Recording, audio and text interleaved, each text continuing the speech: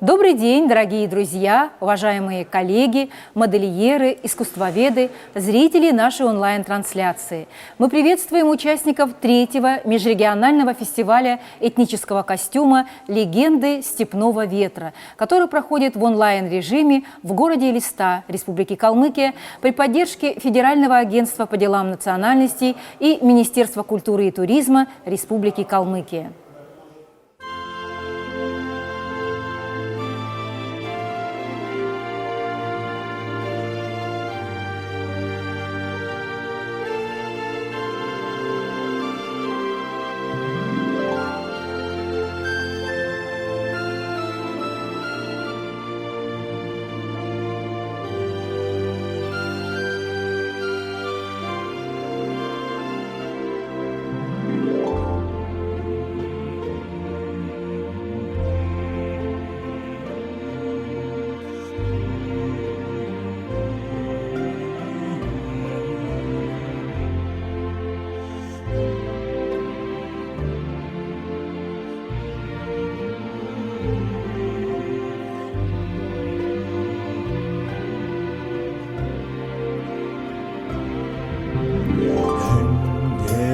Hündere hulendere Önkte setse güddele gerene Ergene hike torgot muttagamin Edere aslanla sanna gadına Davı khere hulendane Dangin budam tatagana Dallaha hike torgot muttagamin Dangin namdela sanna gadana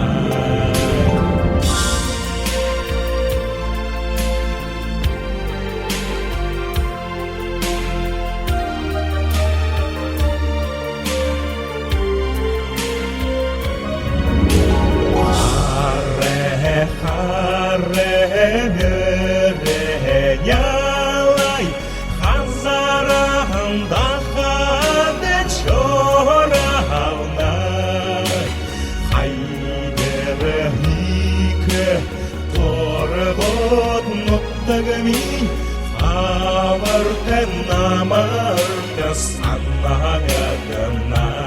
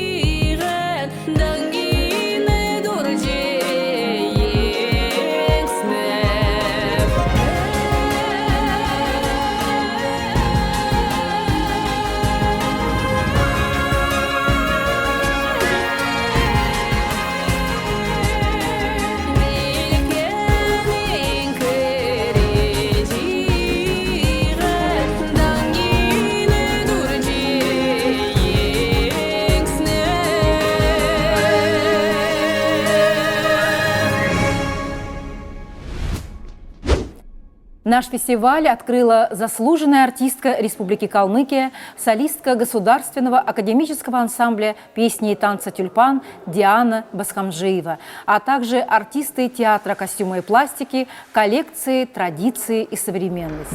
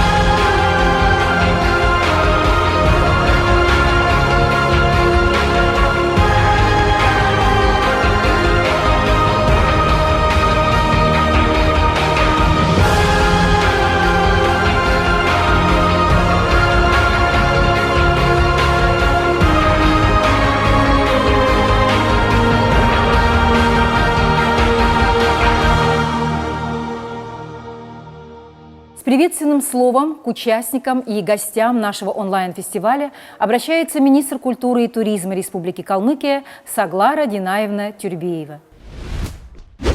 Дорогие друзья, я рада приветствовать участников и организаторов фестиваля «Легенды степного ветра», профессионалов и энтузиастов, изучающих историю и развивающих традицию национального костюма. Сегодня национальная одежда — это органичная часть современной культуры. И при внесении модельерами национальных деталей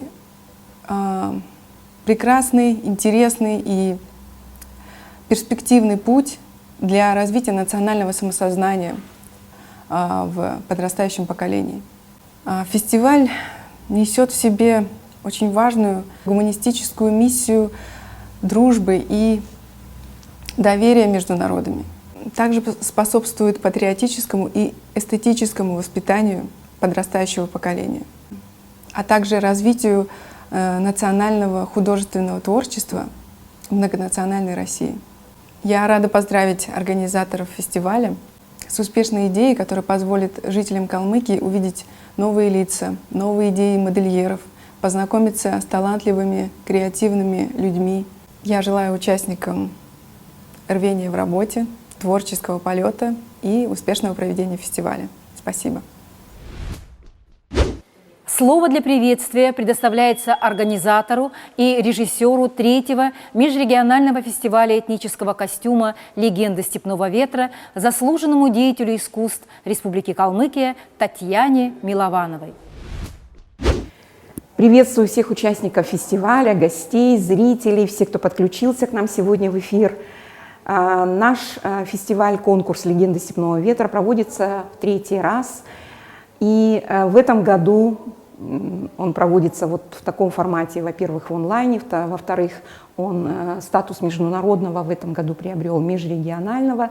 Ну, может быть, и эта форма тоже хороша, потому что в этом году у нас участвуют театры, модельеры Кавказа, Поволжья, и я думаю, что беседа, те коллекции, которые мы сегодня увидим, они будут носить такой вот предметный разговор в итоге за круглым столом.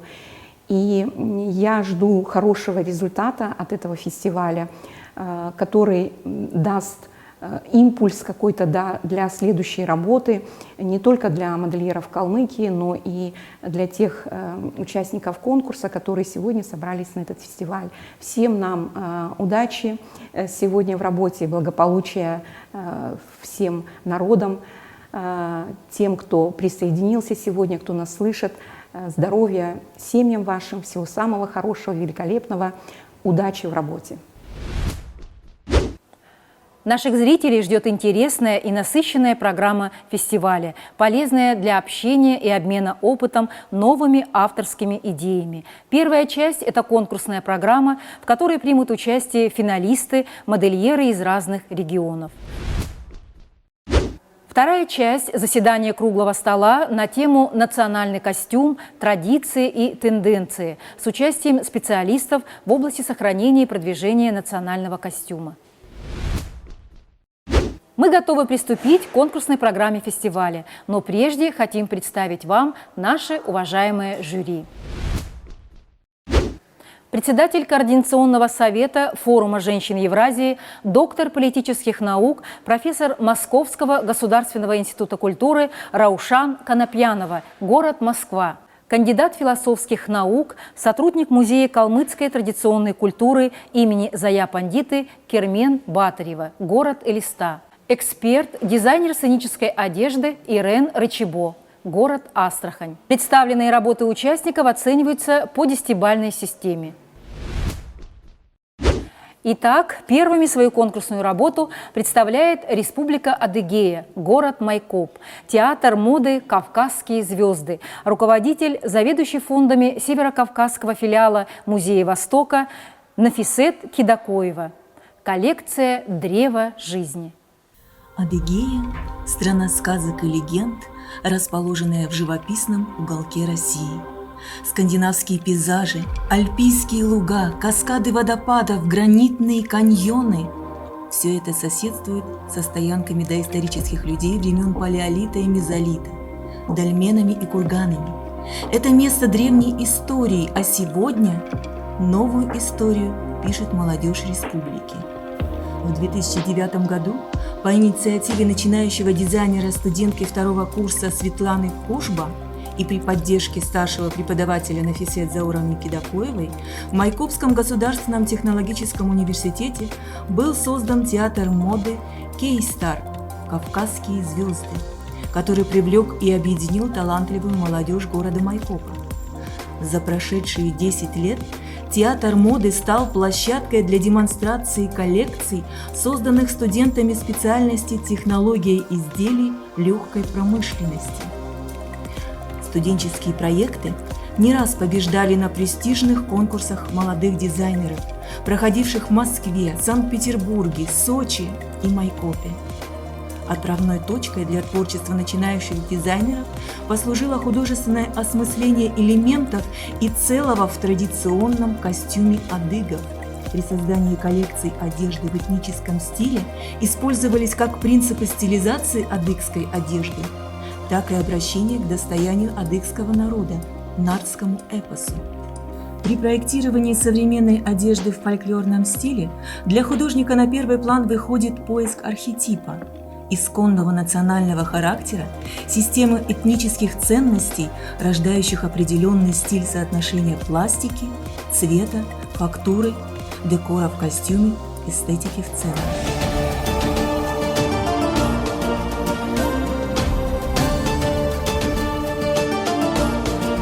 В коллекции «Древо жизни» отражен собирательный женский образ княжны, Архетип его различных вариациях отождествляет представление адыгов об универсальном женском начале мироздания, связанном со светлым, белым женским образом.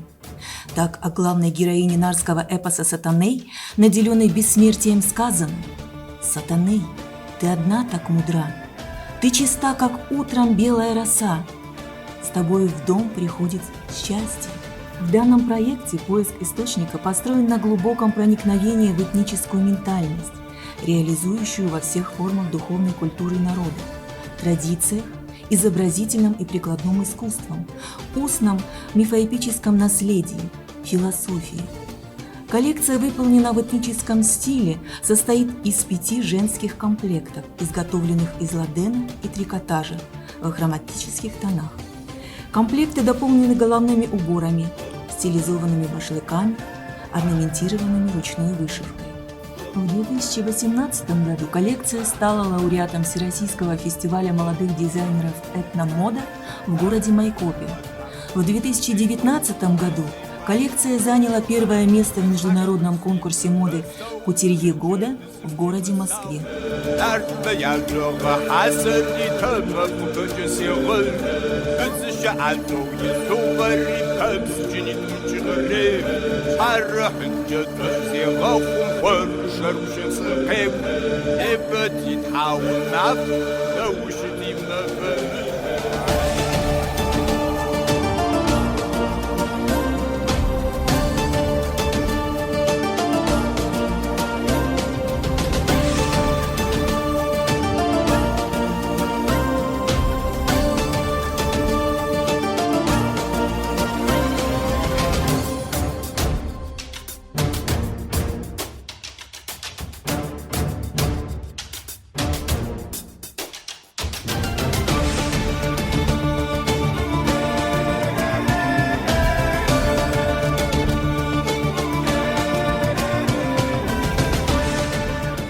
Коллекцию башкирского национального костюма представляет Мадина Ильгамова, руководитель Московского башкирского театра «Ильгам», город Москва.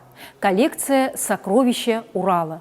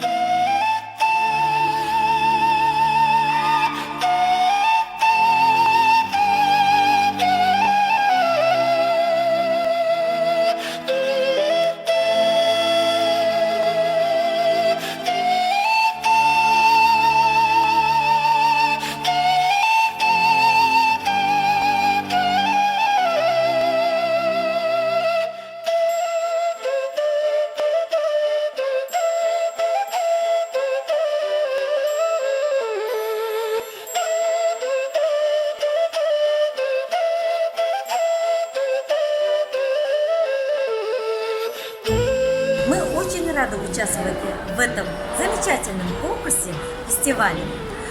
И перед вами мы представляем несколько вариантов разнообразных костюмов.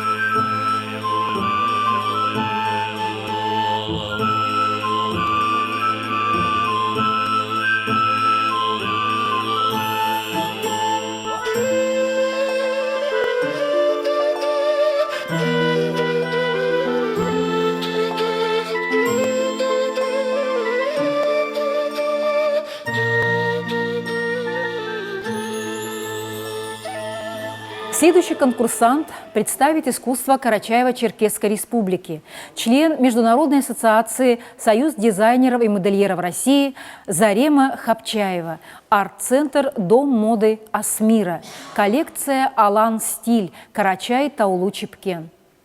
Здравствуйте, дорогие друзья. Я Хапчаева Зарема Рамазановна, член Международной ассоциации дизайнеров и модельеров России, член Творческого союза художников России. Я вам представляю свою коллекцию «Алан Стиль», аланская девушка. Этот наряд невесты. В этом наряде вышивка идет, сперва она вышита золотыми нитками, а потом уже украшена бисером. В этот наряд входит так же, как и верхнее платье. Там идет внизу нижнее платье, плюс шапочка или платок. Можно шапочку с платком вместе одевать, а можно только платок. Это тоже наряд невесты. Оно в синем цвете. Оно идет со шлейфом. Тут идет ручная вышивка бисером. Она идет в комплекте с шапочкой, с кисетом и также украшения. Но эти украшения уже современные. Плюс идет растительная вышивка. Это тоже платье двойка. Там идет нижнее платье, сверху накидка, халат называется. По-алански ищепкен, тышчепкен. Тут у нас идет аппликационный вариант. Рисунок аппликация, плюс идут сваровские камни. Инкрустация с сваровскими камнями. Сюда в комплект входит пояс и нагрудник. Нагрудник идет уже пришитый к комплекту. Плюс шапочка и сверху накидка. Аланский национальный мужской костюм. На аланском языке эркшичепкен. В комплект изделия входит рубашка, накидка, башлык, от аланского слова баш, газыри. Газыри — это начиненные гильзы с порохом. На аланском языке хазырла. Пояс кожаный с серебром и кинжал с серебряной рукояткой. От самых высоких вершин до самых прекрасных полей раскинулось место, что стало судьбою моей. На этой огромной земле скажу, ничего не тая, ты в сердце моем навсегда. Карачаева, Черкесия моя. Свою коллекцию конкурсной работы представляет модельер из Республики Калмыкия, заслуженный работник культуры Республики Калмыкия Байырта Альчинова. Коллекция «Айратские воины».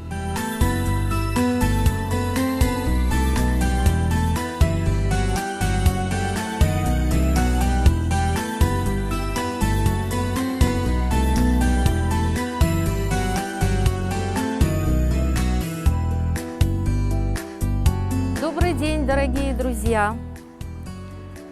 Я приветствую уважаемое жюри, приветствую всех участников конкурса, приветствую всех зрителей. Мы сегодня представляем коллекцию, которая называется «Айратские воины», над которой работала наша замечательная команда мастеров, профессионалов. Это технолог Любовь Багаева, Саган Эрдниева, мастер по коже Олег Балтыров, мастер кузнечного дела Эрдни Араев, консультанты Мария Доржиева и Николай Болдырев. Тема воинственного прошлого калмыков давно требовала реализации именно в костюмах, и подошли к ней основательно. Необходимо было совместить исторический, этнографический материал, эпические рассказы и легенды и современные тенденции. Костюм многослоен и многофункционален. Основа его – уйрат монгольский дюел с узнаваемой аутентичной вышивкой зэг, Костюм приобретает вид воина-кочевника с обязательными аксессуарами. Мечи, ножи из стали, на рукавах съемные манжеты. Головной убор тоже многофункционален, из натуральной кожи, отороченный натуральным мехом, зашитый шеей воина, который отстегивается и превращается в национальный головной убор как часть традиционного костюма.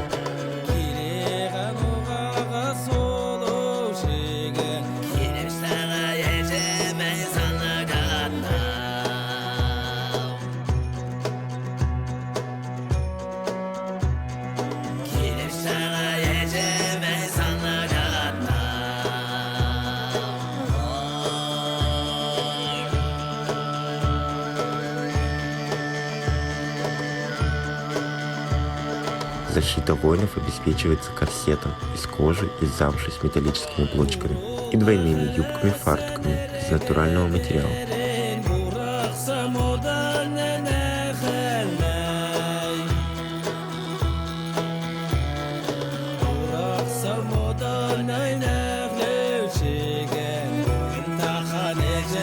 Мы использовали в отделке тесьму жаккардовую, галун, сутаж ленты, стразы. Вышивка гладью шелковыми нитками, обозначив сословный уровень в одежде. Струящихся тканей, тафты и атласа. Дьел сейчас входит в моду, пользуется популярностью в Калмыкии, просто в шитье и в носке. Шьется из плотных тканей на подкладе для прохладного сезона и из натуральных тканей для летнего сезона. Для меня любой фестиваль – это праздник общения с коллегами, мастерами своего дела. С уважением, Баярта Альчинова. Свою историю театра сегодня представляет известный калмыцкий фотограф, заслуженный работник культуры Республики Калмыкия, член Творческого союза художников России, член Союза журналистов Российской Федерации, победитель многочисленных международных и всероссийских конкурсов Николай Борисович Бошев. Настоящий друг и поклонник театра костюма и пластики. Итак, история театра костюма и пластики глазами фотографа Николая Бошева.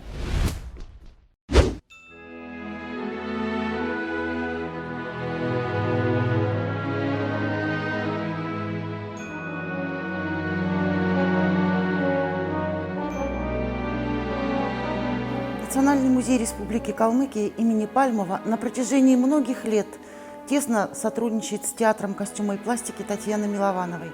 Многие наши выставки сопровождались демонстрацией великолепных этнических костюмов этого театра. И сегодня, я думаю, можно сказать, что впервые театр костюма и пластики делает своим зрителям и посетителям Национального музея великолепный подарок.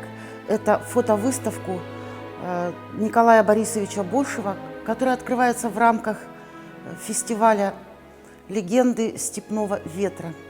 На нашей выставке будет представлено 32 фотоработы художника, которые рассказывают о замечательных коллекциях Татьяны Миловановой и приоткрывают завесу тайн этнического калмыцкого костюма.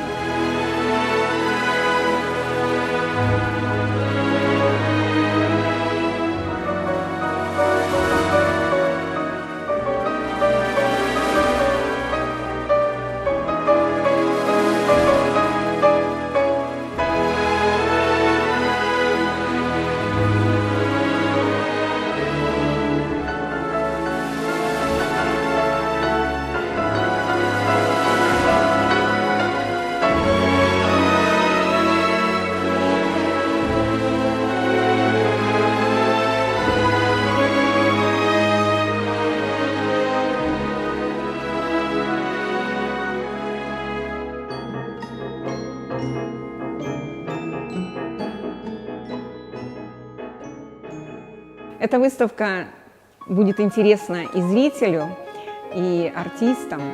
Все, кто активно принимал участие в событиях нашей республики, обязательно наполнится воспоминаниями приятными, где-то почувствует что-то новое. Я думаю, что восторг и восхищение ожидают вас, поэтому я приглашаю вас всех в музей, приходите, Вот и Николай Борисович, спасибо большое. Ну, наверное, мы дальше предоставим слово автору этих фоторабот. С театром костюмовой пластики мы сотрудничаем давно. Совместно у нас было очень много проектов. Съемки велись как в фотостудии, так и на улицах города. Чаще всего мы выезжали в степь в разное время года, в разное время дня, чаще всего утром на фоне восходящего солнца. И также на фоне тюльпанов, на фоне лотосов, на фоне табунов лошадей. Красивые девушки, красивые костюмы и всегда творческая обстановка. С ним было всегда приятно и интересно работать. Поздравляем Театр костюма и пластики и Николая Борисовича Бошева с чудесной презентацией фоторабот и фотокартин. Выставка продолжит свою работу в одном из залов Национального музея Республики Калмыкия имени Пальмова. Добро пожаловать на выставку!